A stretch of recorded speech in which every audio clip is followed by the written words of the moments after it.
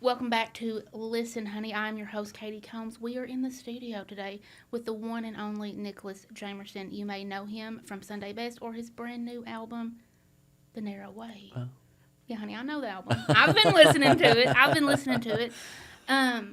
So you've been on tour. Yeah, You've been all over the country, dude. I have. What happened in Texas with the van? It died. Gave up We the blew a ghost. couple gaskets. What did you do? I seen you posting on Facebook like you were looking for help. What ended up happening? Well, it was kind of like we were just trying to be safe because it all really was for a van breakdown. Like it was an optimum situation. Like the light came on, and it was not my van. It was my friend Justin Clyde's his van, and the light came on. We took it to Advanced Auto Parts. They scanned it. It said, I don't even remember what it read, but we were like, well, we can't drive it, so we need to take it to a shop. We dropped it at the shop. We got a rental, and we did the rest of the tour. But then coming back, we talked to the guy, and he hadn't looked at it like 4 days later. So we're like, well, we gotta get it looked at. We gotta get back to he lives in North Carolina, and I live in Kentucky, and he had 2 blown gaskets, so it was dead. And he had to have it hauled back to North Carolina, and we took a rental. So, but of all the years of touring, that was the first time I've ever had anything like that happen. So, And that's pretty. You've been doing this a while. You've been yeah, doing about this a while 20 now. years. Yeah. So, So, you started with Sunday Best. yeah, I was talking to a friend yesterday. So when I was in high school, you all were like popping off. Around here anyway. I don't Yeah. know if it was like nationwide yeah. or what. What year was that? I graduated in 2015, but I remember like 2012, 2013. Oh yeah, that was our Y'all, come up. Yeah, y'all were the talk of the town. I remember you all played at EKU Center for the Arts when they first Oh opened. yeah, And like everybody went. Yeah. Everybody went. And I really think that if social media was today what it, you know what I'm saying? I do. You all would have popped all the way off. See, I like, I feel like we came up in a time where before like the algorithm and everything was like really bogged down. So because it was really good to us, I thought social media was. Oh yeah, it's still everybody was talking about you. Yeah, like we really like Twitter in particular. That was Yeah. like the big forum that we used, and even Facebook was pretty new. So, but yeah, I hear that. I've heard that a lot with like if we'd been a little bit later, but Later to the game. uh, But music wasn't what it was then either, like no. streaming. Because I had the CD. No. I had your all screen Yeah. door CD. People didn't stream music. right, Like it they was do it now. was different. It was a little bit when different. when we first got our songs on iTunes. That predated like Spotify and all that stuff. So people thought we made it then, but just by having songs on iTunes, because it just wasn't always That wasn't a thing. accessible. Y'all Yeah. were eating big time in the hall. Yes. So yeah, and I'd moved to Lexington, and it just was a totally different thing. The Burl wasn't there. It was kind of in between. There used to be this old place called the Dame that was downtown Lexington, so it was more of like a cover town. Like it wasn't like original music. So I feel like we were kind of on the front end of this. There's always been original music in Kentucky, but it was like this new wave of stuff, and it's just crazy how much it's changed in the last Yeah. 15 years or so. Social media, the world, everything. Yeah. Literally. So what was it like, you and Sunday Best? Because you all popped off. I seen you all, and then I never heard from y'all again. Yeah, I think it was just for me personally, just too much, too quick, and just being young and not having any like experience of the world at all. You're like, well, you go to college, you get a degree, then you get a job, and then there's no real like guidance after that. I just felt like I was kind of consumed by the industry, and we were working with people out of Nashville, and which was good. Like I feel like it kind of set us up for life in a way, in terms of we did play all across the country, and people know us, and we were kind of on the front end of this thing. So it inspired a lot of kids, I feel like, to do it too. But there was just no work-life balance. And I got to 30, and I was like, man, this just isn't 30 it. humbles you. It I'm coming did. up on 29, and I'm like, okay. Yeah, it's like, and you know, it was pretty existential for me, but it's more, it's like a mile marker of like, this is how long you've been here. And you know, it is a number, like you have been, and we only have so much time here. So it was kind of like this wake up call of like my grandfather had passed away, and I hadn't really been around for that, and that was kind of like the like. When my granny passed away, I was like, okay, like priorities, like Yep. my work life balance, my family's important, and I've got to make time for these Yep. people because they're not here forever. Yep. So I just I just pivoted, you know, my life, and I left Lexington, and we still played for probably another year and a half, but it like 2010 to like 2015 was like our like heyday of like we were like in the grind and never ending touring and just saying yes to everything. Yeah. So took a break from that and just kind of, I feel like, figured my life out as a 30-year-old and like being an adult, and just how did I want music, where did I want it to be in my life and not consume my life, you know, because I love it and I've always loved it, but too much of a good thing, you know, it can just be a bad thing. Yeah. So you moved back to Floyd County, Yeah. right? Prestonsburg. So what was that like after coming off the road and like Oh man, going back home? It was really great. I just what I found I missed the most and I had the hardest time living here was the wilderness, like the woods. Like I didn't have any trees in my neighborhood that I lived in, and I got home and I was kind of like I didn't know where I was going to go in my life. And then it was like around this time of year, around Thanksgiving, and I was going between Prestonsburg to Whitesburg, where my mom's from and my grandparents living, and I just kind of came over the hill, and I was like, it was just so beautiful, and I just remember thinking, this is where I need to be. It's hard to get away from when you're raised there. It's hard to get away from.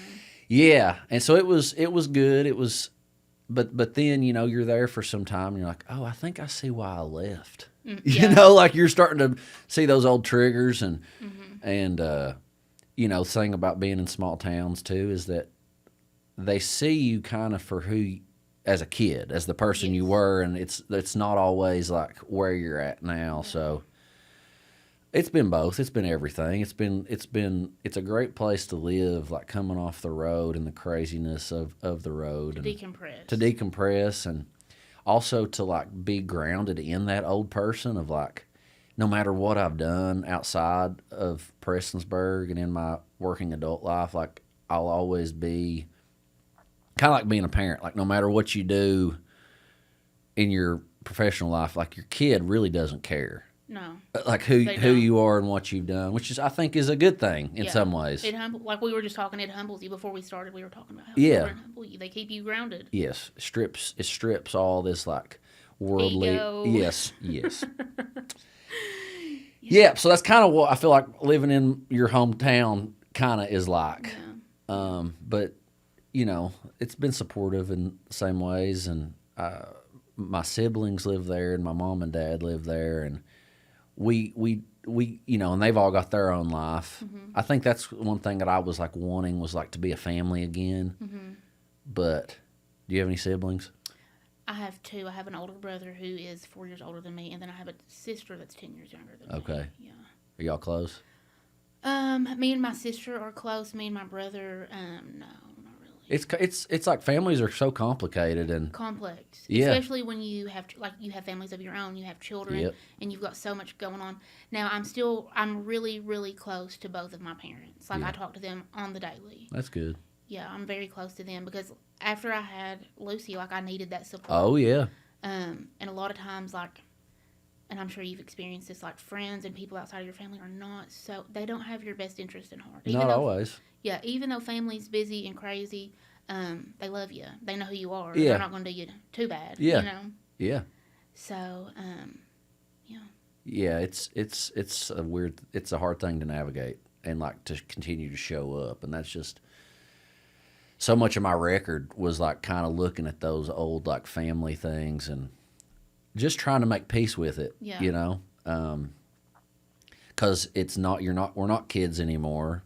You things have happened over time that you've hurt each other, and it's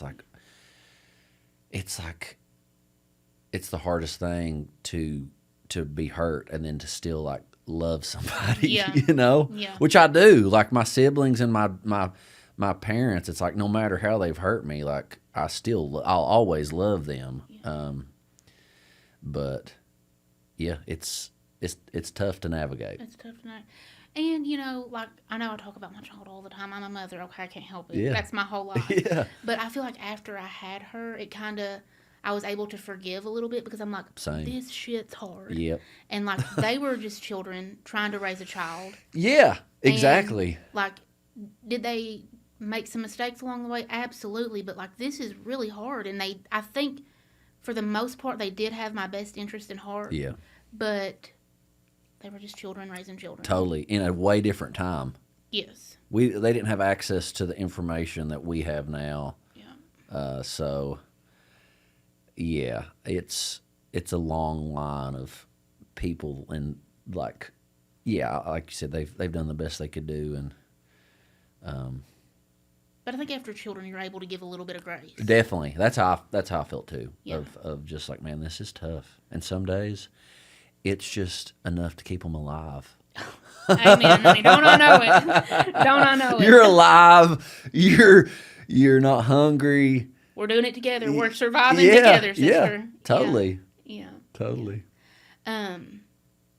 So you have a 4-year-old. Yeah. You have a 4-year-old. She'll be 5 in a month. You blink and they're grown. Yeah, it's really, that's what we've been experiencing lately, of just like, she doesn't seem like a baby anymore. Oh yeah. Yeah. She's a little kid. Yeah. Lucy's 2.5 and she's like full sentences, like she's talking so good. And my little nephew, he's 5, and I'm like, God, this is 2.5 years away. Like this is crazy. Oh yeah. This is crazy. It and is. it's heartbreaking. It is. It is such a bittersweet thing of they'll never be that little again, and then they're simultaneously turning into this little person of their own, and yeah, It's so precious to watch. it is. It is. And see life through their eyes. Yeah, it's today we went to First Watch. You a First Watch gal? There's one in Richmond, yeah. I've been a couple times. I'm like a basic bub. You know, if I go to places that have like a lot of options, I get kind of overwhelmed by options, and then we'll just go to First Watch. Yeah. And my girl, we were there, and she was trying to get the waitress to come home with us. Just come on over. She's like, can she come to my house? We're like, that's so Probably not, sweet, baby. but we live 3 hours away, and She ain't coming. she's not coming. She's not coming on with us. But just the fact that, you know, open to making new friends, because sometimes I just like, just take my order, give me some coffee, and leave me alone. Yeah. Yeah. There's a lot of socialization with children. Yeah. A lot. We went to the beach this year, and she made friends with this kid, and then we're like kind of thrust into this With other adults that Yes. you don't even know. And Yeah. I'm like, we're like in the ocean, and we're like, Hey, guys. hey guys, like making small talk, and I love small talk, but I like with certain people. right in the right time, and on vacation, I was like, man, I just don't want to talk to you right now. Yeah. Yeah. But it ended up being like good, like they were good people, but I just want to like sit on the beach and not talk to anybody. Where'd you all go? We went to Oak Island. It was like, it's down like Carolina Beach. It's like just north of Myrtle Beach. Okay. The Dirty Myrtle. Oh, yeah. Yeah. We always go to Panama City. I love Panama City. I've heard it's like chilled out a lot. It's so chill. It's so chill now. They've like tried to keep the college kids away. Yeah, because they're wild. But it's like more family oriented now for sure.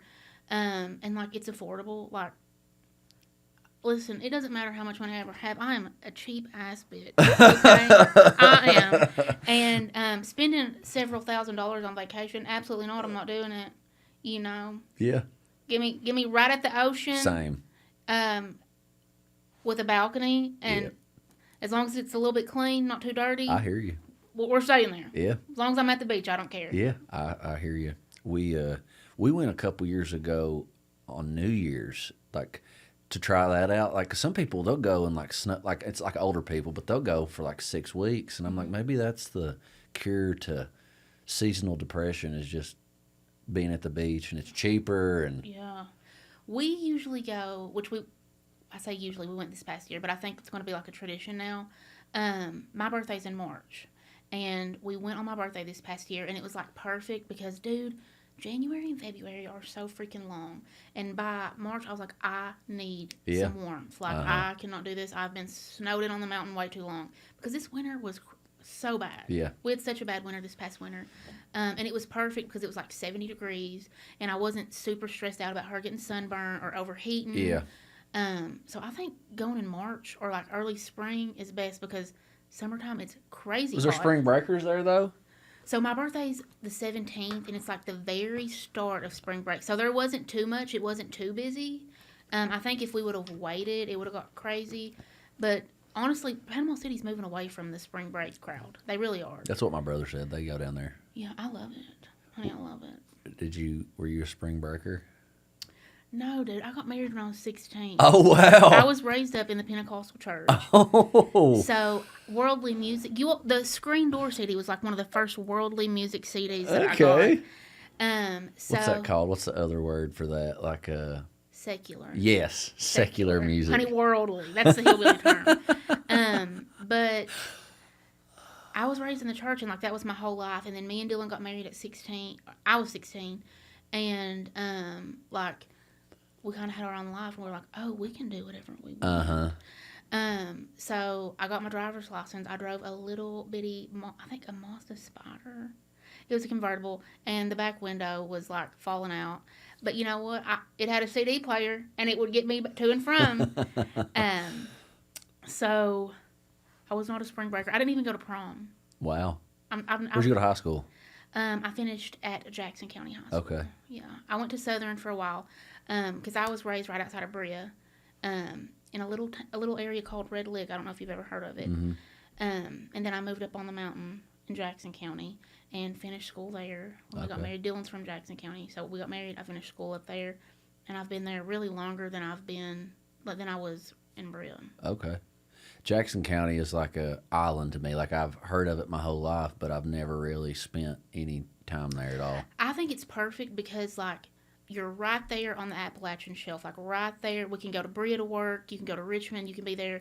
You can be in Lexington in an hour, but you're still in the mountains. You still have that seclusion. People don't. Yeah. Nobody bothers anybody. Yeah. I love it up there. I would never move back to Madison County or Fayette County, or I would move farther into Appalachia. Like I have so many friends in Pikeville, and I went to school, to college. Pikeville. Yeah. Yeah, I love Pikeville. Me too. It's like, to me, it's like Richmond and London had a baby. Yeah, I see that. It's got the school there, which I feel like brings people in, and then you got the hospital, and there's like life there. I feel like. Yeah, but it's still the mountains. It's still beautiful. There's still things there. Small town feeling. Yeah, I like Pikeville. Yeah. I could live in Pikeville, but I couldn't leave my family, my whole family. I hear you. Yeah, I'm very attached to my mother. I hear you. Like we were saying before, it's just like time, just keeps having on going. Yeah, and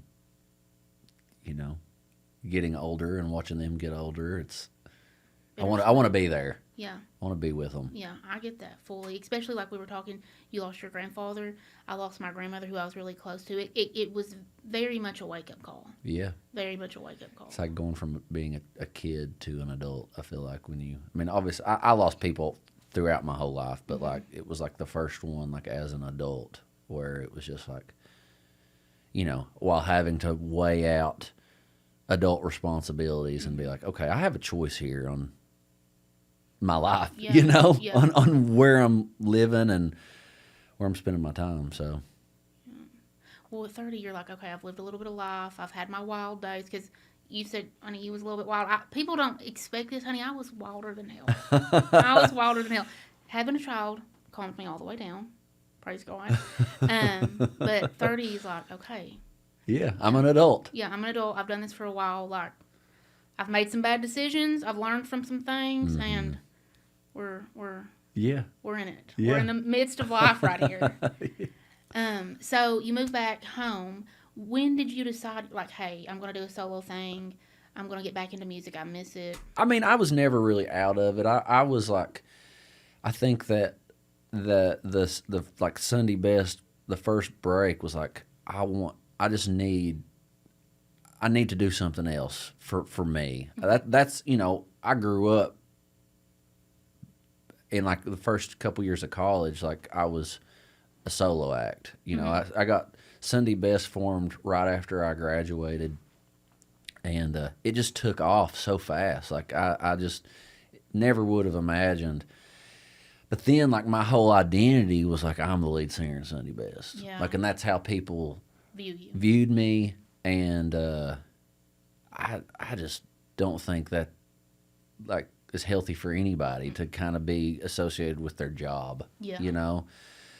So I was working on stuff towards the end of 2015, and I kind of just dove in when I moved home. I felt like it was like me trying to get back to my roots and get back to who I was. And we got the Mountain Art Center there in Prestonsburg, so we'd made a couple Sunday Best records down in Nashville, and I feel like I got that experience, and then just tried to bring all that to my community at home. That was kind of a missing piece of the whole puzzle for me. I just felt like I was doing so much that it was just for us. We were just trying to make it, but there was just all this stuff that was going on at home that I wanted to be a part of, and I just, it's something that I've always done, like music, just like tinkering with instruments, and so I just kind of, it was just a way for me to get back to my roots of it instead of like,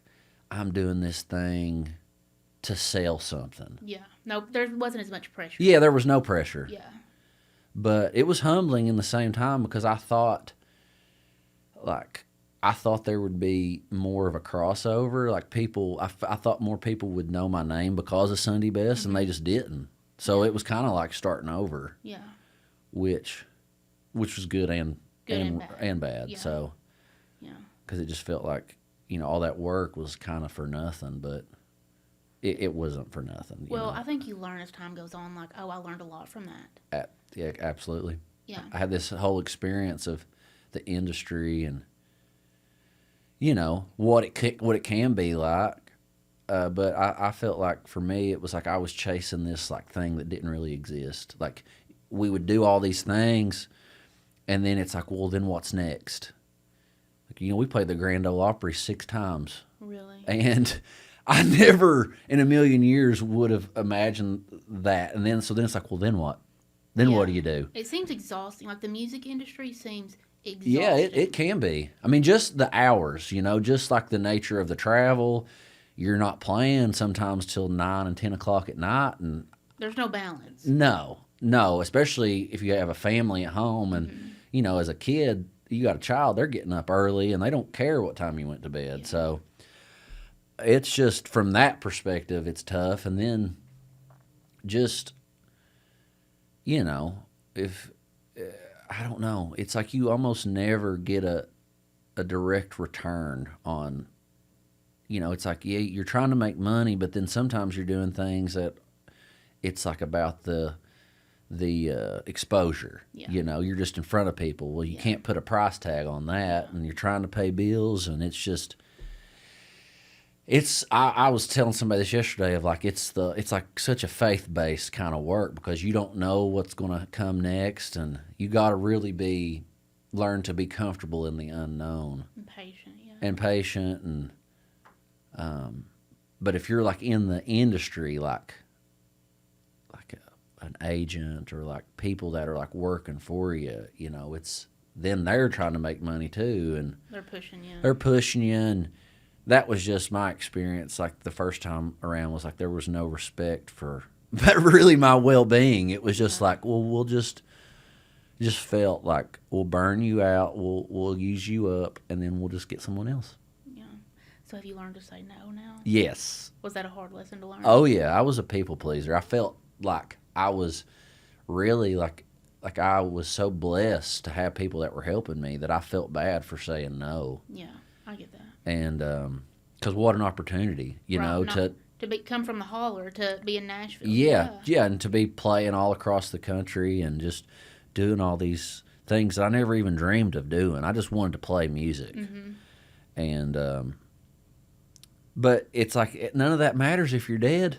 Exactly. You know? You're wore out. You're wore out down. and just I was just like, I'm not any good to anybody. Like I'm good for this one thing of going and playing music, but all my relationships, it's like I'm not even having relationships with other people. It's just like it's like the thought of me, but not the actual experience of me. So yeah, I definitely say no way more than I say yes now. Well, thank you for saying yes to me. Yeah, absolutely. I was like, because literally like a few weeks, like I was working on the podcast and like I have a whole list of people that I'm going to reach out to. You were on it and you posted something on your Instagram story like, can we just sit down and have a conversation and it not be a podcast? I was like, son of a I was like, I was fixing to ask you to come on the podcast. But then you replied to my story and you said, I was like, oh, he'll come. No, I'm into it. Like it's just funny. You know, it's just a thing. I think this is like the new kind of forums where people can sit down and have conversations, and we need to do this. Well, not only that, I think,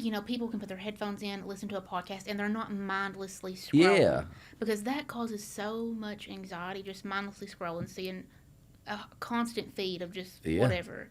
I like long-form content. I mean, don't get me wrong, I scroll, but I've noticed anymore, like, I read a lot more, we're watching a lot more TV, just because, like, the anxiety that comes with social media. Oh yeah, people talk about like the brain damage that comes from consuming that short form content, and just your dopamine is just being like stripped from your, and then we're like, well, why you get done and you're like, why do I feel like crap? Because it's like because your brain is just it's like wrung out. Yeah, wrung all the way out.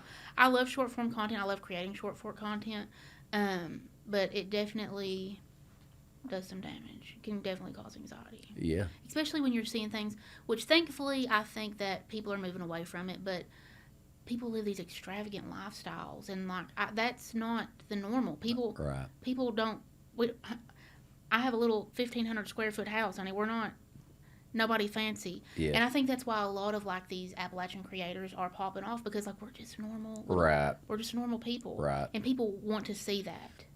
I also feel like our culture is so unique. Like we're one of the few places that still kind of have a foot into an older time. Mm-hmm. I randomly met this guy from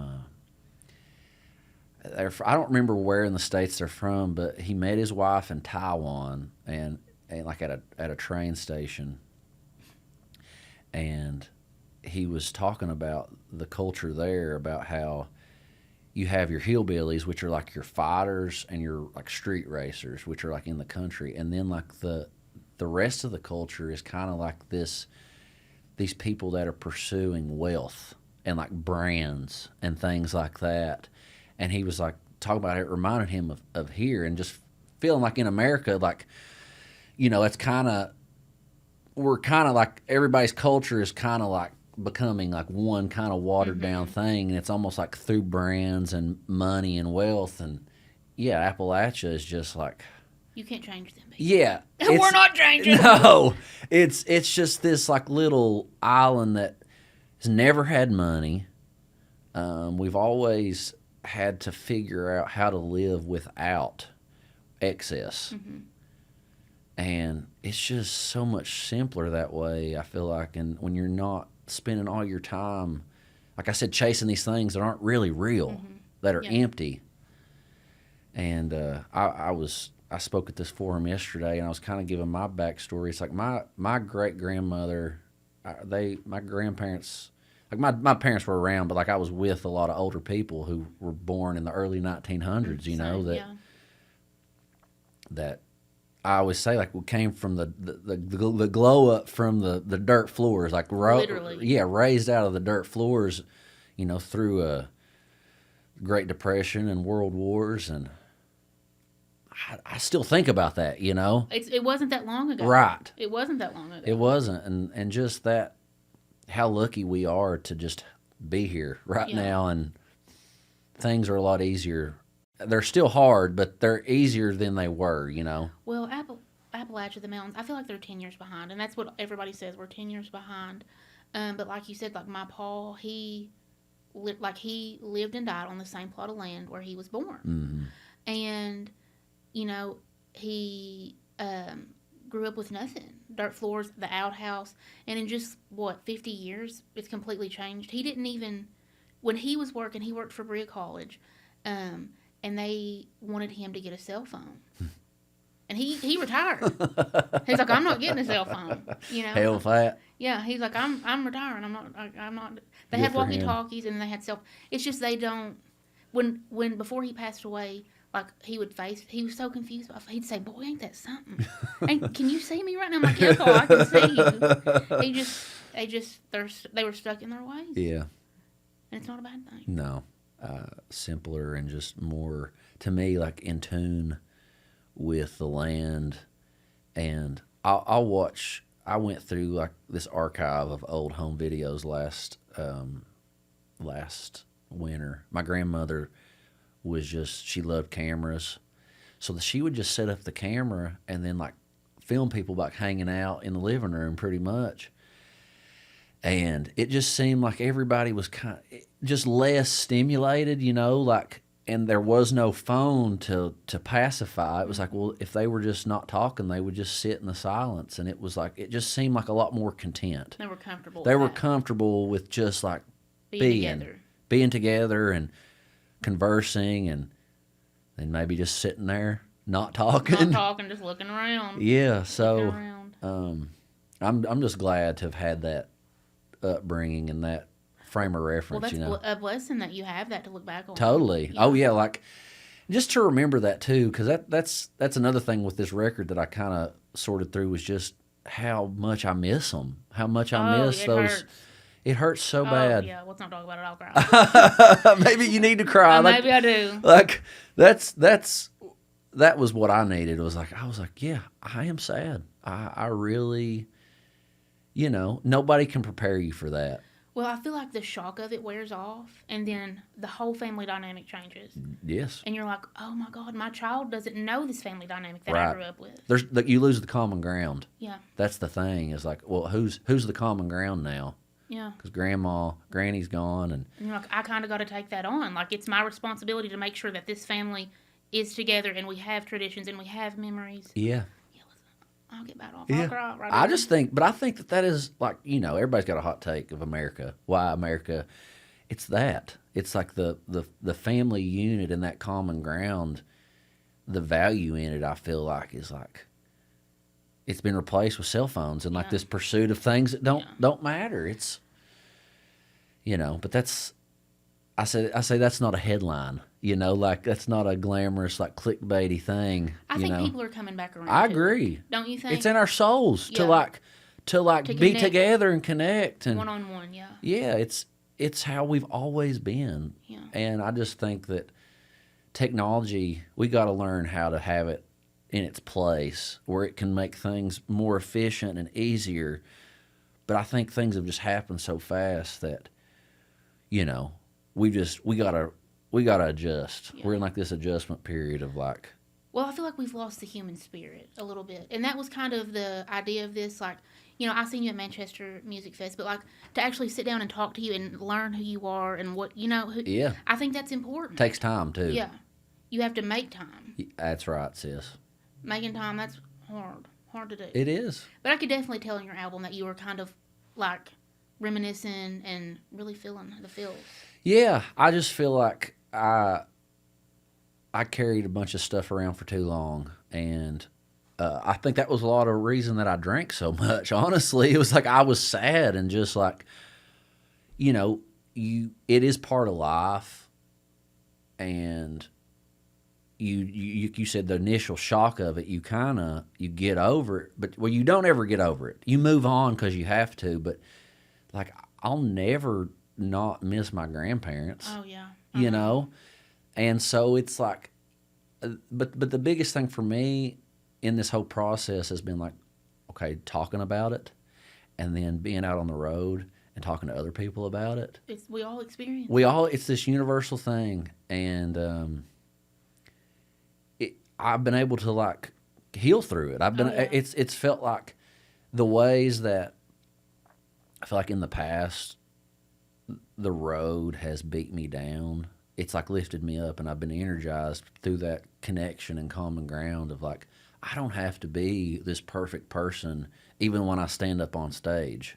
Like I need to be like genuine, yeah, and just be okay. But I think as a performer, sometimes I felt like I need to like have it all together, you know, because ain't nobody got. I know, right? That's a fallacy, you know. So that was just something I had to come to, and I've 3 years no alcohol, and I feel like that just kind of like it was like these things kind of started coming to the surface when I like opened myself up to it. That's and awesome. Congratulations. Thank you. It's been good, and I think I don't. It's like sobriety. It's different for everybody, you know, and I don't judge anybody for what they and it's just like, you know, I say that I'm abstaining from being drunk, but like a friend of mine got married a couple weeks ago, and I'm like, I'm gonna have a beer with my friend. And that was kind of it, you know, which I don't want to just derail this, but it kind of got me into this, like, you know, you talking about growing up in the church. Like I grew up in the church as well, and I feel like when you get older, you kind of, all that stuff in my life has kind of come alive. Mm-hmm. Like there's no frame of reference when you're a kid. In my experience, it was just kind of like fear-mongering in a lot of ways. Yes. But like virtues and what virtues are and what temperance means, like there's so much power in that. And being able to like say, I could have a drink, but I don't need to have 12 drinks. Exactly. You know? And I think growing up in the church, you're like, it's all sin. Exactly. It's all sin. And I remember the first time that I was around somebody that wasn't from here and didn't have that fear-mongering, I don't know, whatever you want to call it. And they were just like, everybody was at a holiday dinner, and they were all just having a glass of wine. I'm like, we're getting drunk at the family dinner. What the hell? But it's not like that. They're going to hell. It's not like that. People can socially drink and just like be together. It's not like that. Right. Yeah. And that was a shock for me. Same. It doesn't have to be so black and white. Yeah. And is there room for it? You know. Yeah, like for me, like there's probably not room for liquor in my life. Like I don't need any liquor. Evan Williams has done me like a dog. Yes. But like I said, like at a wedding of one of my best friends, like I'm gonna drink a drink of celebration for my friend, and that was kind of it. And that was empowering to me, and also like just that's kind of also part of the record has been like deconstructing my faith and like what does it mean to me, and these seeds that are kind of, we hear that I feel like our whole life, these seeds are planted in us, and then you know you become an adult and kind of you're trying to put away these childish things, and it's softened my heart towards my faith, trying to do that and be open to the goodness of God and the goodness of those things, and not letting just how people have, you know, abused it. Exactly. And try to bring us to God through fear. Yeah. You know? I think for me personally, for a long time I resented growing up in the church. Same. Like I hated it. I didn't want anything to do with it. Same. And then, of course, once I had my child, honey, them children will humble you. Oh, yeah. I'm very thankful for it because, you know, I saw my grandparents, going back to that didn't have anything, and that's all that they depended on, and they had so much faith. Yeah. And, like, I'm sure you've seen it. I've seen the Lord move in things. Yeah. I've seen things happen when you pray. Like, that's real. Yes. But all the things that they put with it, it's not black and white. Right. It's not black and white. It's not. You don't have to wear the long skirts and keep from cutting your hair. It's not like that. Right. Like, you can still love the Lord and have faith and pray, and still, you know, do not be holier than thou. Right. I mean, didn't Jesus say that of like that you're like basically you're oh, here I am quoting Jesus and I don't even know, but it's like the things you do aren't going to save you. Like your rituals won't Without save works. you. Yeah. What's it say without? Yeah, I know what you're talking You know what I'm saying? But like kind of what you're getting at of like what you wear isn't going to save you. Yeah. Like I do think that like your body is a temple and not everything has to be shared, especially on the internet. Yes. You know. But yeah, it's like you don't need to be ashamed of your body at the same time. Yeah. You know. It's this fine line, and that is the narrow way for me of like this space in between these extreme views of the world that I'm just trying to navigate through. Yeah. And now bringing a kid into the world. You're like, how am I going to navigate this? Yeah, of this infinite list of things that can go wrong. Yeah, we're doing our best. We're doing our best. And, in 20 years, she might have some trauma, but she'll know that I loved her. And yeah. I really did do my best. Yeah, I think that's inevitable. The world is crazy. Yeah, it's crazy. And it'll break your heart and just, just like we just want our daughter to know that she's safe with us and she can come to us and we love her no matter what, and we're not perfect, and there's no she don't have to be her. perfect. Yeah, there's no pressure on her. Listen, honey, keeping up with life is a lot, and if you need help, Bluegrass Precision Wellness is there to help. Curtis and the team is there to listen without judgment. You can visit bluegrasspw.com, and Katie10 will save you 10% off your purchase. So your Narrow Way album has been out what now? You come out end of summer? No, September 12th. September 12th. Yeah. But the On My Way come out when? It was the last single. I think it was in August. So the end of summer. I love On My Way, and then here I am going blank right now. Yeah. I can't remember. But the On My Way, I did love that. That was the first one that came out. That got me really pumped for the album. And then, oh my God, Running Out of Daylight. The first time I heard it, I was like, oh God, this has hit me. This is hitting me in the heart right here.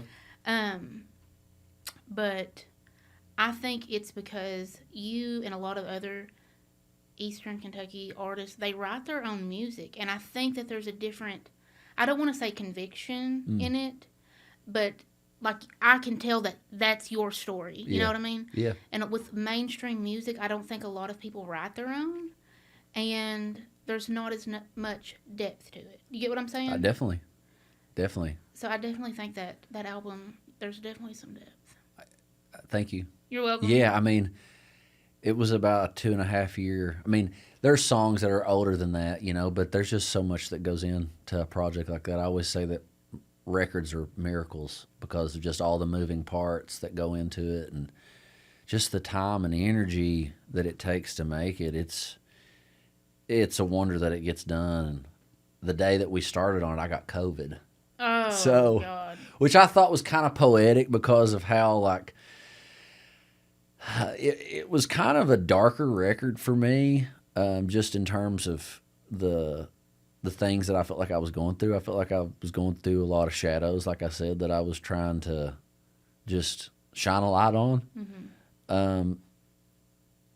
But, yeah, I think, I think the mainstream world, I also have a different perspective on because I feel like the early Sunday Best days, we were kind of also kind of pushed down this mainstream world. So I have a lot of just time in that world. And yeah, it's like the music does feel just more manufactured in a lot of ways. It's a system and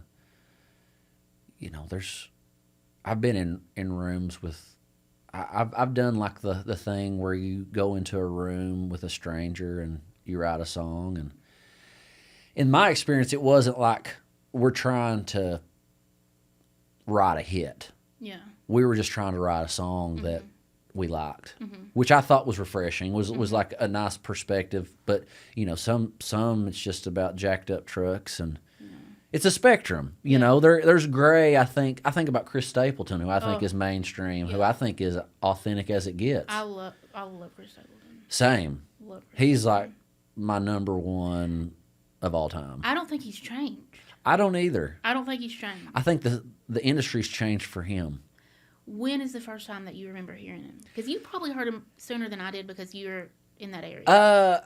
I heard him about 2010, 2011. It was Steel Drivers stuff. I love bluegrass. I love a banjo. I love Steel Drivers. And it really, I kind of came up, my musical journey in terms of like the secular world. Honey, worldly. Yeah, worldly. I know about it. I turned 21 in 2006, so I was playing bars, and it was like 2006 to 2010 was when like I was kind of figuring out, the kind of music that I wanted to play, and I feel like it was this time where like Stapleton was in the Steel Drivers. Old Crow Medicine Show was a big band for me. The Avett Brothers, Chris Knight, another Kentucky guy. He's a Western Kentucky guy. It was just like this music that wasn't on the radio. It was like the streaming world, I'm like I came up through Napster and LimeWire. Oh, yeah, honey, you'll get a virus with LimeWire. Yeah, I went through so many computers. For sure. So, yeah, Stapleton was like the last piece of the puzzle, I feel like. I mean, him and Sturgill and Tyler, like, when I moved to Lexington, I feel like that's when I found out about them. And they were just like, it was like, people like me that were trying to do similar stuff. And that is when I feel like kind of the lid popped off for me of like, wow, there's no limit to what this could be, like musically, because there's people that look and sound like me that are doing this, and I think I'm going to keep doing it. Well, and what I've realized, obviously I don't do music, I do social media, but the people in our area are so supportive. Like, there is so much support from people, and I didn't really expect that when I got on social media, but like, I think people in the hills and hollers, they will take care of their people. They're like, I see you from where I'm from. Yeah. That girl's from Jackson County. Did you see her up there on the TikTok? Oh, did you see her up there at Phillips getting gas the other day? She's down at the dollar store getting her a gallon of milk. Are they coming up to you in the wild, like around where you live? And well, not so much where I live. People mind their own business for the most part up there. Yeah, now, you're separate. They know me. Yeah. They already know me. Yeah. But, if I'm out shopping in Richmond or if I'm in Lexington, like Costco, every time. Lexington was so good for me in that way. It was like, you're from here, but you're not from here. But a lot of people in Lexington have also transplanted from Eastern Kentucky. I always say that Lexington is like the come up for people in Eastern Kentucky. Yeah. Like, you wanna like upgrade your life. Go to Lexington. Go to Lexington. Move to Hamburg. Yeah, move to Hamburg. Yeah. It's like the place people go on the weekends. There's a Walmart or there's two Walmarts. Hell's bells, we're on fire. We're on fire.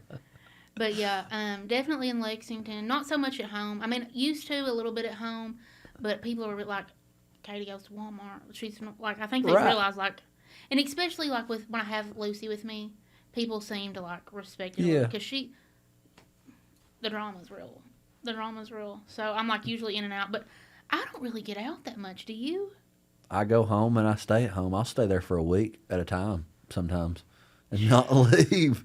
Yeah, we go walking a little bit. We'll go to town, go walking a little bit. But I've got to where, like, going to get groceries, I'll get up at 5:30, 6 o'clock, and be at Kroger when it opens, and get back home. Is it like running into people that you know? It's just or the anxiety of, like, is somebody going to stop? You know what I mean? Yeah. And then I'm like, was I rude? Yeah. Oh, it's a lot to navigate.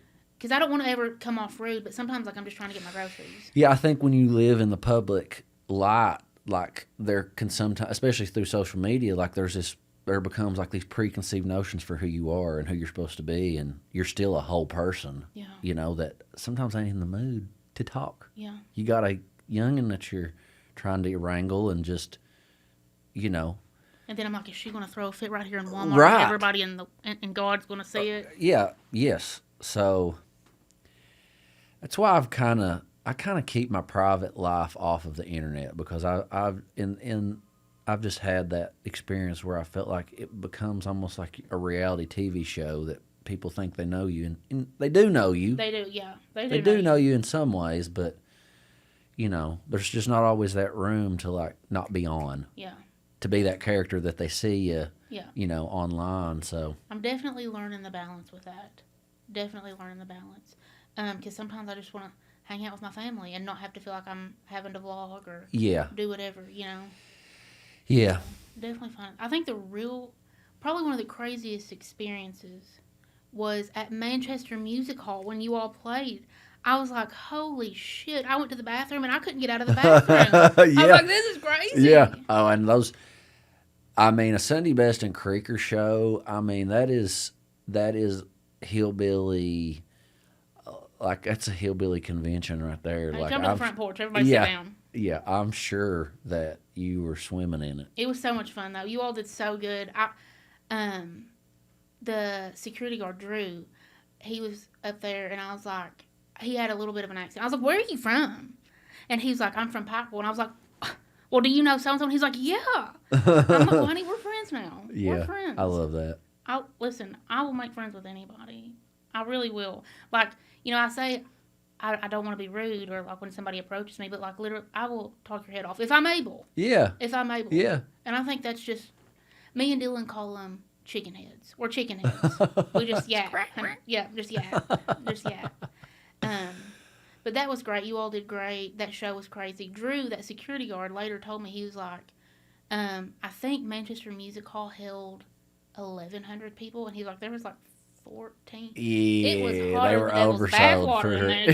there. I was like, I got to go outside. Oh yeah, that's what happens. Yeah, that's what happens. And I never drank, and that was the first time that I had been out since I had Lucy, and I had 3 beers, and I was like, anybody got a Zofran? Anybody in this bitch got a Zofran? And honey, I found somebody that had a Zofran. I was, and I didn't even get to talk to you. I felt so bad. I was just like overstimulated. I hear you. Yeah, you were hiding. I don't even know where you was. Yeah, I do hide, because it's like I'm trying to do better at that too. I get so like hyper fixated on what I got to do that I just get kind of tunnel vision. Mm-hmm. And you know, like just trying to save my voice for singing. Like I just want to be able to sing, but I'm trying to like. I come from like a sports background, you know. Oh, well, I've heard your daddy's a track teacher at the high school. Yeah, my brother is too, and I feel like I can just be intense, you know, when it comes to like to my performance. You know, it's work. I'm there to work, and I want to put on a good show. I want to enjoy the show, and but I'm also trying to like just. Sometimes that's the only time I see people. Yeah. You know, so I'm trying to also just be softer in that way of like making time to talk to people. And, you know, it's just a blessing that people are coming to shows. It's so crazy. You know? People are so nice. Yeah. Yeah. And it's like the best time to talk to people and just, and that's what I think this season of my life of touring and has been about of like, wow, what a blessing to get to go and like, really be on common ground with people and see the goodness of the world and the lightheartedness of the world. It's like once you get out there, you realize like there's good people. People are so good and so kind, and just want to be left alone. I think like in terms of, you know, all these divisive things that you know I feel keep like us split. Yeah, that keep people clicking on. It just feels like clickbait and rage bait and all this stuff. It's like, man. When I'm out there, you know, people want to talk about real stuff, but they don't want to talk about these dividing lines. They want common ground, I think, and that human spirit. It gives me hope for the world, and it's like this is the real world. Yeah. I think a lot of us don't live in reality anymore. because of social media. It's warped us. Yeah, I think it has. It has warped our frame of reference, and I'll be vulnerable with you today. I mean, like, you know, I go into all kinds of neighborhoods in this country that of people that don't look like me, you know, and you go into a neighborhood that's like an all-black neighborhood, and I'm like, you know, you hear the racial stuff all the time, and I'm like, I don't want to just project onto this place what I've heard or my fear. I want to like be able to be like, find that common ground. yeah, to be like open to what I'm really experiencing and not just like putting prejudice onto it, you know. What and you've seen on social media. so it's just like I'm noticing that of how fear can rule us, you know, and I just don't want to live that way. Me either. I don't want to live that way, and I've never had a bad experience. Like, no, people are good out in the world. They're such. I know I've said it like 2 or 3 times, but there are good, genuine people out there everywhere. That will literally just sit down and talk to you like Yep. they've known you forever. Yep. Yeah, and I think social media takes that away from us. That you think that we're divided and we're split, and that's not the case. Like, yeah, because I think bad things do happen. There's people that are up to no good, but absolutely. But again, it's that gray area. It's that fine line of like, I think just, and I try to do it with my kid too. Like, I want her to be open to people. I don't want her to be naive. Right. You know, to being taken advantage of.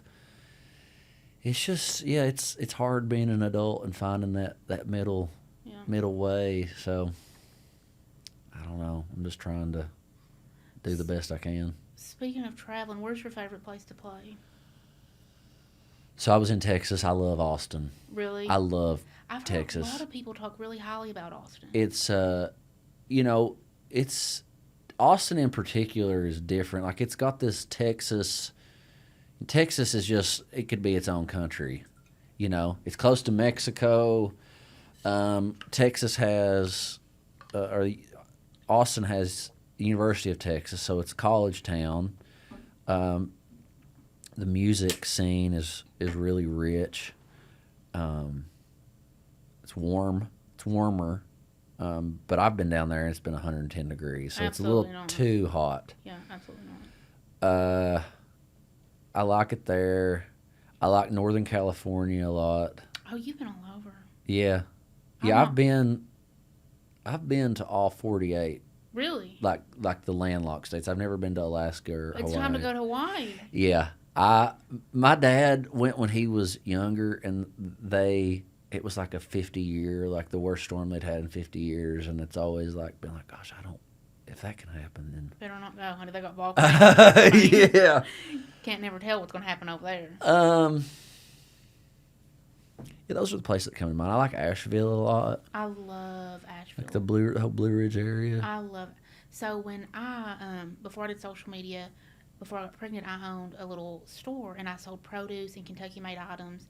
And I had made a trip to Asheville. They have a 30-acre farmer's market. Have you ever been? You've never been? I don't think so. Next time you're in Asheville, you have to go. I found some of the best peaches, which I'm not a huge fruit person, but I love a peach. And people talk about Georgia peaches, but really, like the peaches that come out of Carolina. Okay. So good. Okay. So good. And I just made a quick day trip down there because it's only like 4 hours from here. It's not far at all. Right. And we ate at this place called Biscuit Head. You know what I'm talking about? I've heard that place. Oh, honey, I got me a fried chicken biscuit with It's like down in this little like whole shopping area. Right in the corner. Yeah, I have. It's kind of like, you ever been to Ramsey's? No, I've not. Oh my gosh, really? Honey, I don't leave the holler. Well, it's in Lexington. Yeah. So it's just like, I feel like soul food. You know, like mom and pop. Country cooking. Country cooking. But it's like, it's not this Biscuit Head. It's not like a chain, right? Like it's like a. I don't think so. Okay. I don't think so. Like I think I've been there. It's good. They made me like do you know what a pone is? Which I don't. You know. I know like a pone, like that you like put cornbread in, right? So like growing up, my granny, what she would do is when she would make biscuits, she would make them all out, and then you have like what dough's left. Okay. That might not make it. Might make it 2 biscuits, but it might not. Okay. So she would make it, and it'd be a massive biscuit, and she'd call it a pone. She'd say, Okay. honey, my baby gets the pone. That was me. Okay. So they gave me this big pone biscuit with fried chicken and pimento cheese, honey. I was sold. I'm like, I'm ready to go back. I bet. I'm ready to go back. I do like Asheville a lot. Colorado. You ever been to Colorado? Dude, I've not been nowhere. I'm a homebody. Colorado's nice. I would like to go eventually, but I've not been on an airplane. I'm nervous. I prefer to drive. Yeah. Feet on the ground. My husband Dylan was a truck driver for years and years. So, honey, he'll get us there. Yeah. You know, we may not stop and piss one time. Yeah. But he's getting us there.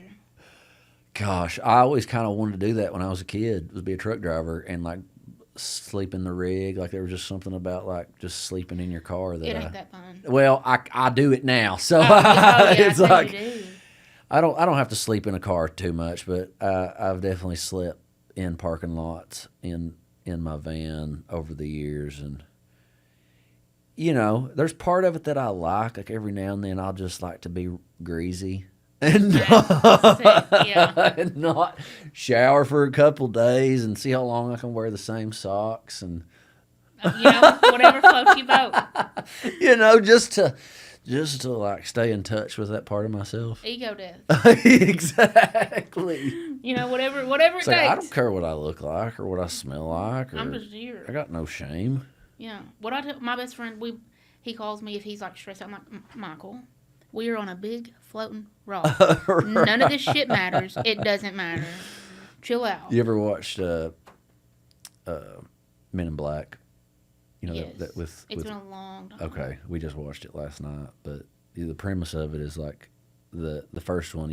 That big bug is trying to find the universe, and the universe that he's trying to find is like in a charm, like on this cat's nest or neck, like in a, and at the end of it, they kind of like just they're in this city, and then it just zooms out to like the whole universe, and it's like, wow, they're really trying to make me feel insignificant right now. It's not that serious. Yeah. That's what I try to remind myself, because sometimes you can get so stressed out and bogged down with life and responsibility, and it's like, listen, we are all just trying to make it. That's where I think social media too is like messed me up, of like all the information. It's too much. And like you think that you're going to like think your way out of your impending suffering that you're bound we all to. gotta suffer. Right. That's right. It's just part of it. And it's good for you to suffer a little bit. I'm a firm believer. Yeah, I agree. It builds resolve. Yeah. And it's like from a physics standpoint, it's like the pendulum always swings the other direction. Yeah. That's it'll come back. Yeah, so that's just where that's the message I'm trying to spread, these days. Well, I grew up extremely poor, like on food stamps, a single mother pretty much. And was it a hard life? Absolutely. But it made me who I was. Like, I don't regret that. I think suffering is good. Mm-hmm. To a certain extent. Like, let's not get crazy or nothing. But right. It builds character. Yeah, and I just feel like you can either... I mean, I think we're wired to resist it. But if you can, like... Embrace it and find purpose in it, like... There's this mantra that I saw over the last couple of years, like, not why is this happening, like, not, everybody's like, why is this happening to me, but like, what can I learn from it, rather, instead, and that sort of shift of like, there's purpose in this that's happening to me right now, and I just need to maybe just stop and embrace it and let it happen, but you keep saying ego death. It's like that's what it is. It's like this letting go of this assumption of like how I think things are supposed to go, and that I'm like owed anything really in this life. Like, it doesn't say that anywhere that we're owed anything. Trying to make it, dude. Just trying to make it. I have to ask you, do you have any like made up words that you feel like are, because that's something like when I go out on the road and I like, even people in my band who are like from northern Kentucky, I'll say things and they're like, what are you talking about? Yes. Like flatter than the flitter.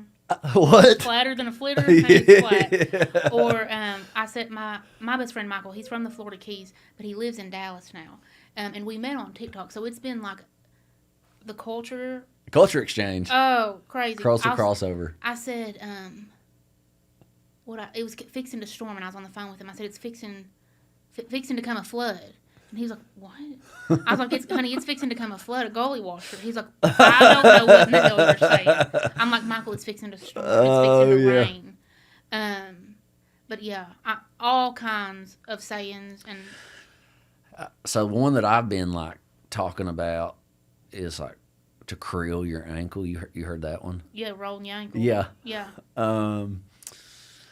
One that I think is kind of like a Floyd County thing is like, bulls, that man was mailerin my head. Mailerin? I don't think I've heard that. It's like when somebody's just wearing your head like out. Warping? Warping? Warping? Like you, I've heard this term like parenting, like you're touched out. Like you're like, you're or sensory overload where you're just like need a minute. Like my head is mailered. Yeah. My head is mailered. I'm overstimulated. Like it's usually like in reference to like someone is just talking your head off and you are just done. I've definitely mailered or two in my day. And had your head mailered. Yeah. Yeah, we all have. Yeah. But my friend Zach, who plays lead guitar in the Morning Jays, I feel like it was something like almost in our friend group that evolved, like he's mailing my head. I think kind of like your head's a melon. You know, they talk about. Yeah. What's another one? I like that. I like it too. I said, like I'll tell Lucy, I'm like, you got to brush your snoogies, like brush your teeth, and I don't think people say that.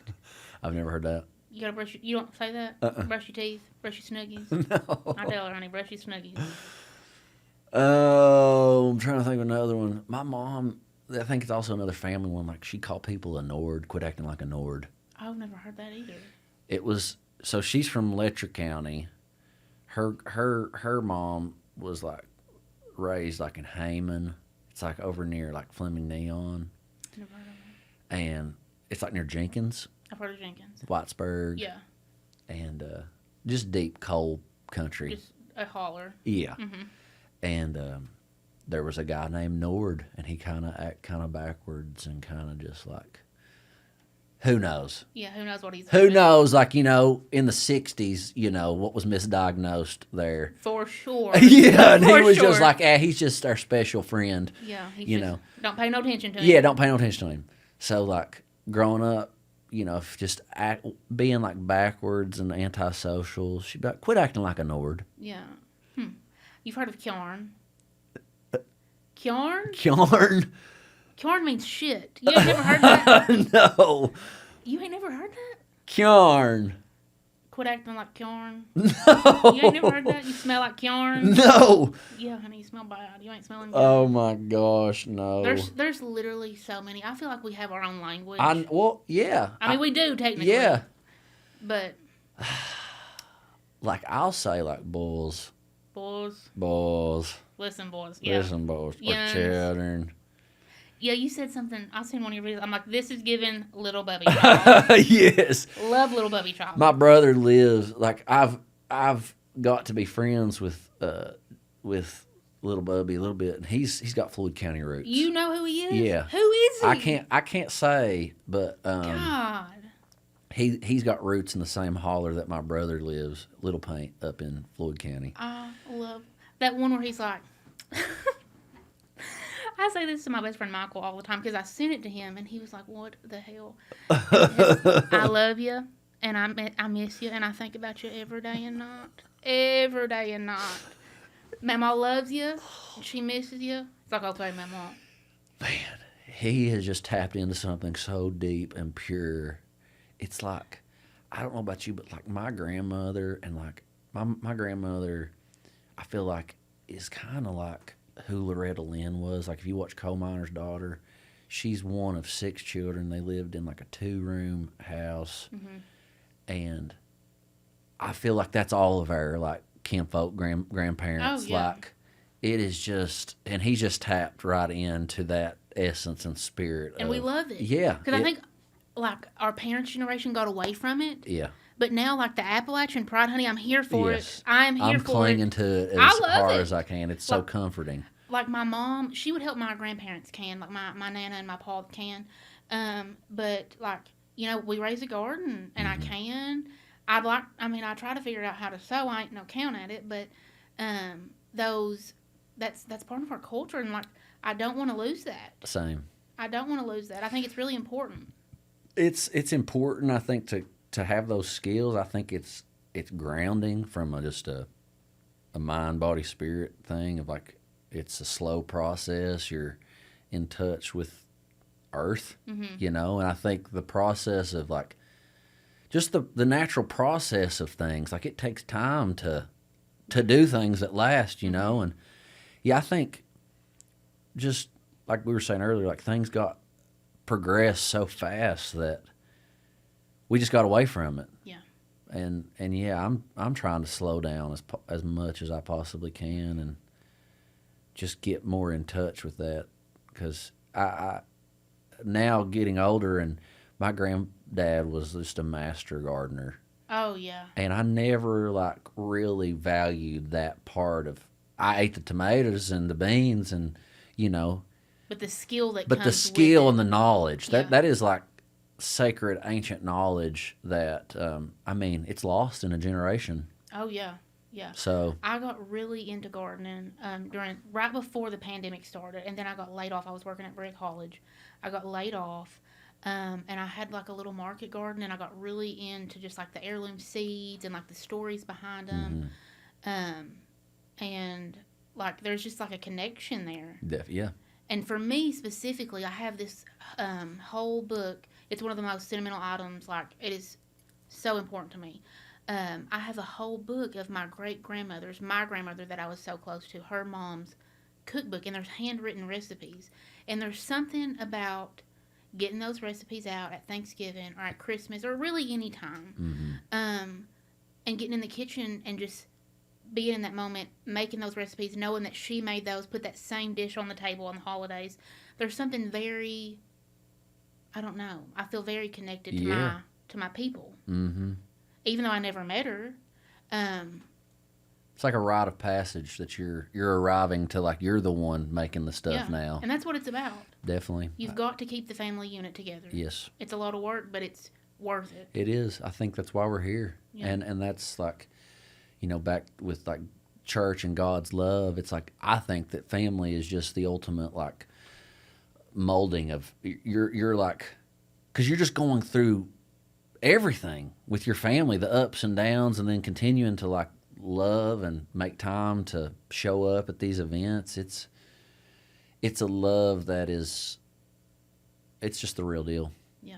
It's the real deal that I feel like just that's what I, like, yearn for. Yeah. Well, I think it's just because your family knows the good and the bad and the ugly, and they love you anyway. Yeah, exactly. That is real unconditional love. Mm-hmm. Just like what Jesus was talking about. Yeah. Do you know how many times that me and my daddy has cussed each other the hell out? And guess what? 2 days later, we're fine. We just get over it. Yeah. Yeah, it's yeah, I've been kicked out of my mom's house a time or two. Hey, but she still loved you. She does. She probably did it for your best interest. It was like it was the thing that I needed. Tough love. It was, and so it's what a roller coaster. It's full circle, man. Yeah, it really is. Full circle. Yep. It really is. It really is. What's your favorite song on the album? I think the one I'm probably the most proud of is this song called Girls from Bristol. Mm-hmm. And it's funny, you were talking about, like, heirloom seeds. It's a made-up story in a sense, but it's like, it's just like this story of this, like, kind of nuanced, these feelings of, we've been talking about, of like, losing people, losing the common ground. Mm-hmm. And then this kind of religious angst that I was kind of going through of like, I need for you to be there for me. I don't need for you to preach me a sermon. Yeah. I need to bitch about what's going on. And yeah, it's just kind of it's my favorite because I feel like it touched on like just this thing, this kind of a couple different feelings that I was just having trouble articulating. So I feel like it kind of when I write these songs and it touches on something really real and deep. Got a stink bug flying around here. We've got a stink bug. It's all right. It's like stink bug. Let him live. Ladybug season. I get a cathartic release on it. You know, it's like it's like you can give that feeling like it's time in the light, and it just kind of makes it dissipates like the pressure of it. I think that's why there's so much depth to the album, because like no matter how good you can play music, no matter how good you can sing, being able to write songs and put those feelings in words and then sing them, I think that's more important than being able to play and sing. For me, it is. That's like, to me, like the focus that I try to focus the most on is like, what am I trying to say here? Yeah. And it kind of fluctuates between like really real stuff and then things that kind of are just lighthearted and don't really mean anything. They're just a song and it's fun. Yeah, Crater Creek's pretty funny. Yeah, but that's also like a real story. Like my brother used to work at the funeral home. Crazy. So, yeah, I wrote that during the pandemic. I wrote that one and the Can't Never Could. I like that one too. I was listening to that one right here. I kind of wrote those back to back. I worked on a construction site for a couple months during the pandemic. We put a roof on the municipal building in Wheelwright, which is like where my grandmother's from, and that was like the time I started drinking coffee. So I'm like driving to Wheelwright. It's like this old road that I drove a million times in my life going to my granny's house. And I'm getting like this caffeine high for the first time in my life, and I'm sobbing, like going over there. I'm like, this is why people drink coffee. Like, I get it now. I get it. Cup of coffee in the morning. Yeah. It's just like it was like so. I was just getting so high on caffeine, pretty much, and like nostalgia. Yeah. And was that after she had passed away? Yeah, it's after she'd passed, and by that time, there's your little stink bug friend. The house had been like overtaken by kudzu. Yeah. She'd been dead for about a year and a half, and the house hadn't been lived in almost 8. And I was like, all right, this is bringing it back, bringing the homestead back. They'd been on the property almost 100 years. Yeah. 96 years at that time. And I was like, going to bring it back.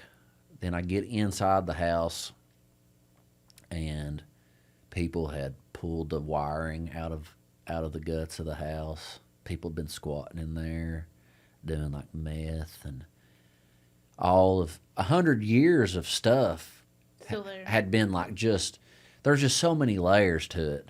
Yeah. You know, it was like, I feel like post World War. So my granny was like holding on to everything. Hoarders. Yeah, I know all about it.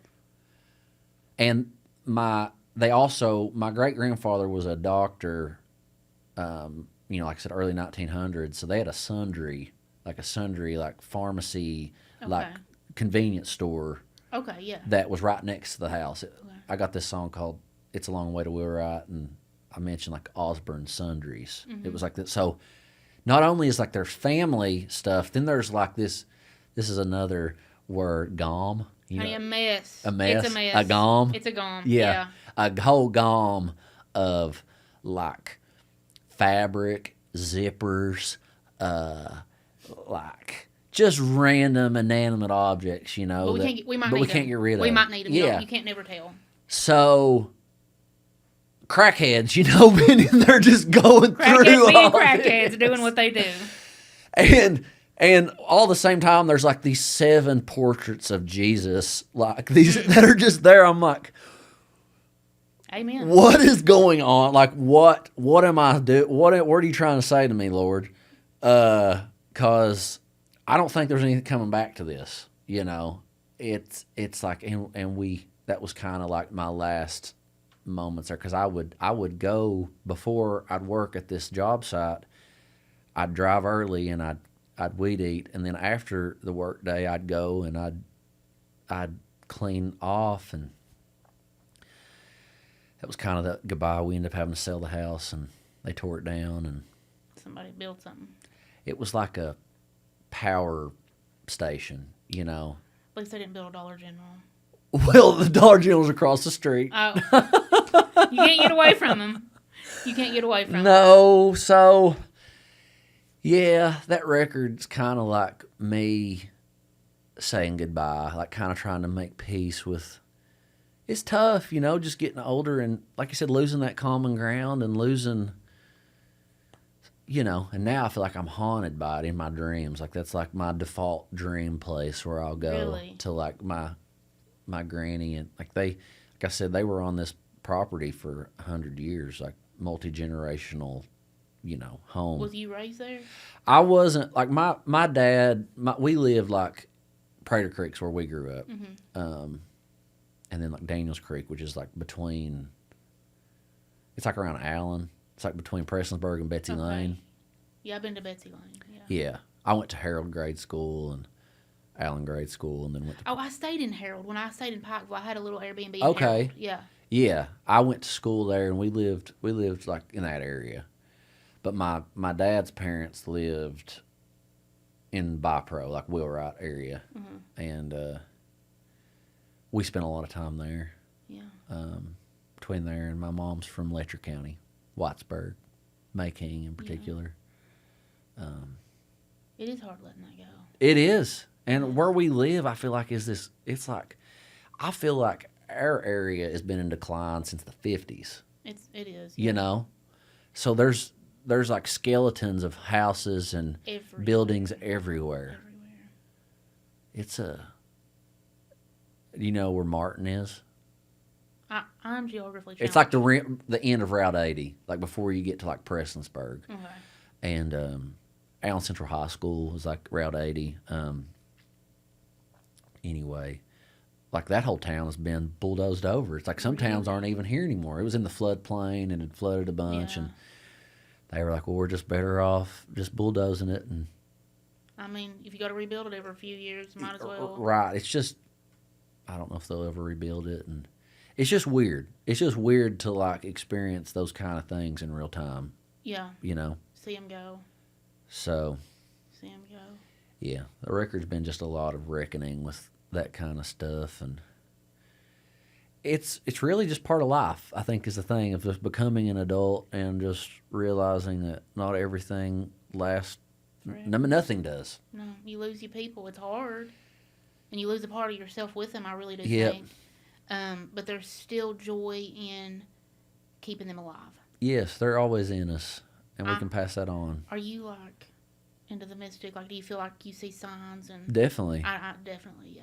Definitely. I feel like I said, so much of my life is about the unseen, you know, like I don't know what's going to happen. I have to contemplate a lot, and I just feel like God speaks when we'll stop and listen. And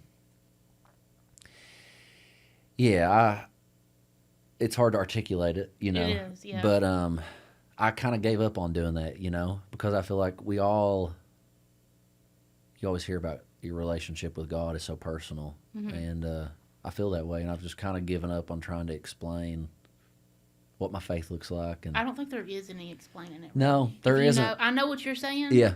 But I don't think that you can explain it. No, it's hard to articulate it because you just, if you weren't there, you weren't there. Mm-hmm. You know? And if you weren't raised in the church, you wasn't raised in the church. Yeah. And that's something that, like, I've heard people talk about in the music industry of, like, the people that are raised in church. You can tell. They have access to the Spirit. Yeah, Holy you can Spirit. definitely, like Red Clay Strays. Yeah. You know he was raised in the church. Yeah. I'm sure Chris Stapleton was. Wasn't Sturgill? I don't know. I think he might have been. You can definitely tell. I think that it's like this surrender, It's this surrender. This is something else I want to talk to you about. Like, and you talking about church was like the term slain in the spirit. Laid plumb out. Laid plumb out. So I wrote a song recently. This is another term, blowed in the creek. So Baptized? Well, no. So my friend from Hyden, I lived with a guy from Leslie County for 4 years, and he would talk about being blowed in the creek, but he's talking about being drunk. He's like, "Bulls, I was blowed in the creek last night." But I was kind of like thinking about it like in the same term, like slain in the spirit of like, you're just blowed in the creek, Bulls. You're just like laid plumb out. You're laid plumb out. The Holy Spirit has overtaken, and you're in the floor crying and just can't be helped. And I think there's just, it's like surrender. You have to surrender to that. There's something cathartic about it. Yes, because you're like, take me, Lord. Yeah, whatever you want. Yeah, and man, that's such a powerful thing in life of like surrendering to like a higher power. And I think that's why I'm like, I don't regret my raising, because did we suffer in the church? Did we have to give things up? Did we, not wear pants, not drink, not go to restaurants that served alcohol? We didn't have TV. And there's something about that suffering, like I don't know what I'm trying to say. Do you know what I'm trying to say? You were shaped by that kind of giving it all up to whatever the Lord wants. Yeah. Fully committed. Yeah. We fully committed. It's like I feel like what a pilgrimage is, like the sense of like you're on this journey of like suffering, of like the most extreme. Just to make it to heaven. Just to make it to heaven, and like this extreme suffering. It's like, I guess it's like what the Bible always talks about, like before the promised land was the suffering. The Hebrews were enslaved before they got to the promised land. And in more of like a metaphorical sense now, like we all are we go through these times of our life that are it's just hard. It's just hard, and you have to just give in. Surrender to it. Yeah. Surrender to it and be like. And one of my songs on the record, it's like, Lord, there's no pain when I'm one with you. This was kind of like me letting go of all my religious angst and being like, I know the truth of all this that can't be touched and manipulated by the church, I think, ultimately, or like people that are trying to just use it as a power play. And this was me just like, okay, I'm gonna let it go. I'm going to let this go. I'm not going to let the world separate me from the medicine of this, I feel like. And at the end of the verse, I've been singing like, Lord, there's no pain when I'm one with you. And I'm like, there is pain. There's suffering. Like we're saying, there's suffering, but like I said, there's purpose. Yeah. So flipping that in my mind of like, I'm just being like prepared for something greater than this. And I feel like that comes with life experience. Like you realize, okay, I've went through this. I've learned, which I think we already talked about, but like I've learned that lesson. Yep. And this is going to help me later on in life. There's a frame of reference now. Yeah. So when you're a kid, it's just like, these words don't mean anything to me. Yeah. I live in a bubble. Like, we go through hardships all the way through, but, it's nothing like I feel like when you become an adult, and especially raising kids, and it really puts things into perspective. Yeah, it's just a whole paradigm shift of it's not just about me, and I'm a guardian for this little person, and I've got to shape their whole mind and life and perspective and perception. Yeah. Talk about faith. I've got a lot of it, and I'm doing my best. And grace. Grace. Yeah, I think it does teach you a lot of grace, especially like I said with my parents. Yep. And what I'm learning is like having grace for myself. My kid is not judging me. She in a way she is, but like she loves you regardless. Yeah. You're the greatest thing. Yeah. Especially having a little girl. She like my child is obsessed with her daddy. Like he is the end all be all. And I was the same way with my dad. And, I had a lot of trauma growing up. He warped me. But that's my daddy, and I love him, Yeah. So, I didn't mean to interrupt you. No. It's I think being a real dad's humbling. yeah, and it also just like the things women go through, and just being cognizant of that, and Yeah, pregnancy is crazy. it is crazy. Crazy. It's like the female body, what happens to it that you're not having to think about. It just happens to you. Yeah, I was there, yeah. Yeah. I remember. I was like, oh, damn, something's happening. Call the doctor. It's like, if you don't believe in a higher power, go. I just feel like I think that's when my mind, like when I gave birth, I think everybody in the room was crying because, like, immediately after I had her, I just started, like, sobbing. And I was like, thank you, Jesus. Yeah. Like, I have this healthy little baby. There are so many things that could have went wrong. And me and Dylan, we were married 8-9 years before we had her. And she was just like a blessing. We'd suffered miscarriage and loss. And it was like, oh, my God. Like, this is otherworldly. Yeah. Like, that this just happened. Yes. It, to me, is like, it's such an example of God's grace when you have a child, because you're just like, I mean, in my life, I've been really rotten, wild and just wilder than hell. Wide open, boys. And, yeah, it's just like all these things that I chased in my life that I was 35. I was a little older, and I'm Really? 40 now, and the prospect of having a second child, and I'm like, yeah, this is the sweetness of life. This is like, to me, what it's about. I'm like, what was I doing? Yeah. Yeah. And I know some people don't want kids, and they, there's part of like living life and seeing the world. I'm glad that I've had the experiences I've had, but at the end of the day, I'm like, this is what matters. This to me is what Yeah. I've always really been pursuing, and it's crazy. It's crazy and a blessing. Yeah. And it's hard, but it's that struggle. It's worth it. There's blessing in that struggle. Definitely. I feel so just the most myself and the best version of myself, like, because of it. Mm-hmm. You evolve. I always say that, like, I wasn't super into Pokemon, but, like, you're like this evolved Pokemon version of yourself, like, after you're a parent, of just the hardships of the whole thing. And like I said, the faith. We went through it during the pandemic. Yeah, I'm glad I didn't do that. We were like pregnant maybe 4 days into the pandemic, March of 2020. That would have been like, I had such bad postpartum anxiety. Like, I didn't let anybody hold Lucy for the first year, except for like my mom, me, Dylan. I couldn't imagine being in the thick of COVID. We didn't really have to deal with it a lot because there was no one at the hospital but me. Really? Yep, it was me, and my fiance. It was pretty much us the whole time.